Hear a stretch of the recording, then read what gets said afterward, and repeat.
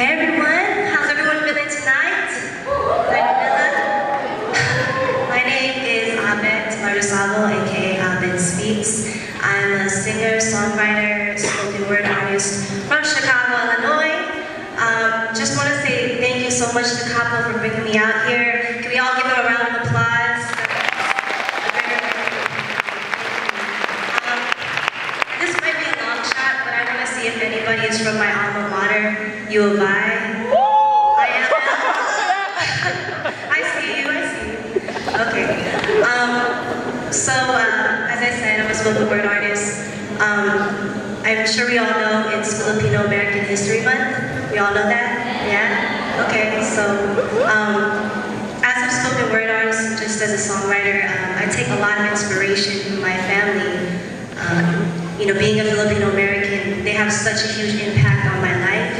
And growing up, I take all my stories, from my lolo to my lola. One person in particular who had a huge impact in my life was my grandfather, which I'm sure all of you can relate to. I lived with him since I was little, and he passed away when I was 14 in 2001. So my next piece is going to be dedicated to my lolo, my grandfather, and I'm going to start off with a Tagalog song that was one of his favorites, called Dahil Sa'yo. In Tagalog, that means because of you. So I hope you enjoy it.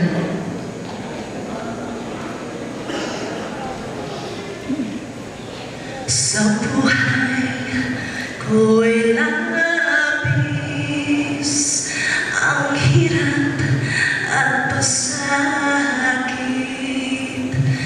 ng pusong umiibig, mandiwala ng langit at niyang lumigaya, hinwag mo sa dusa.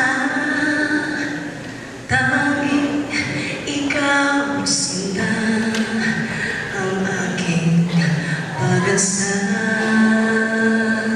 Dahil sa'yo nais kong mabuhay. Dahil sa'yo hanggang mamatay. Dahil sa'yo, because of you.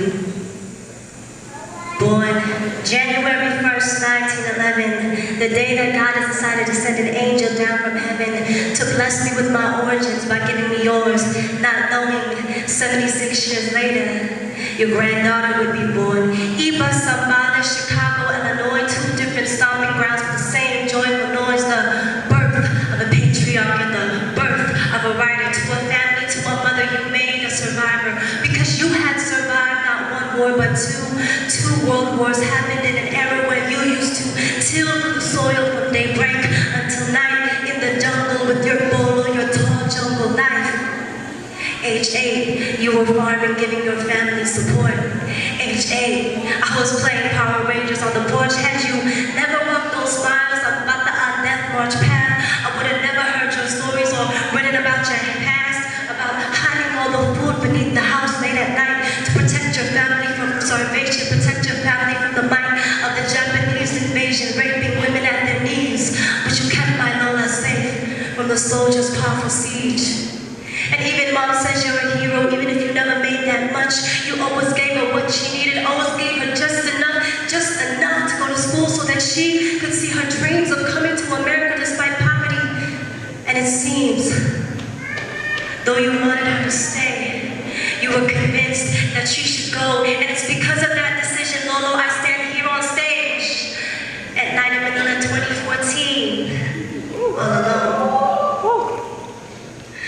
Dear Sola Borrente, age 90 at death, but with me you'll stay forever as I take each humble step from your birthplace in Zambales to your home in Longapo City. I remember, but it's a pity when we forget about our past, because our past created us, our lineage, our ancestors. In God I trust that you know just where I am, and a smile is on your face, because heaven ain't too far when I look at my mom's face. Dahil sa'yo, because because of you, grandfather. I'm alive, but through my words, Lolo, you stay alive. Thank you.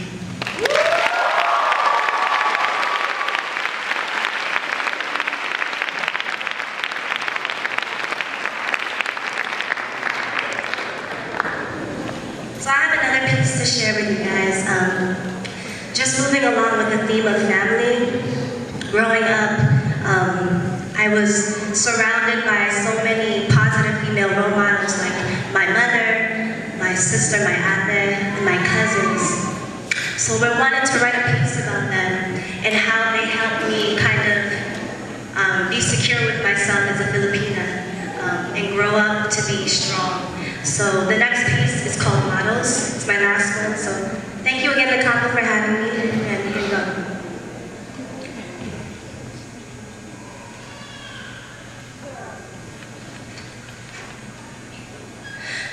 I will never have blonde hair or blue eyes or perfect skin. My thighs will always touch each other like a mother pressing her lips against her baby's belly. My legs will never come up to my chest. My chest will never be bigger than a size 32B. To be me, I deal with the fact that I will never be 5'9" grace of the catwalk in Paris, France. My sass may sometimes be thicker than my aunts think it should be. There will be moments when I will drink green tea instead of wearing green tea moisturizer to tighten my pores. I will get sores from walking in heels, trying to compensate for the inches that I feel society has chopped off of me. See, I've always felt comfortable in my own skin, but when the world tells me my skin is too oily or too dark or too white, while they're screaming, "You're just another Asian girl," I swirl the makeup remover around my eyes and wonder why I was so insecure.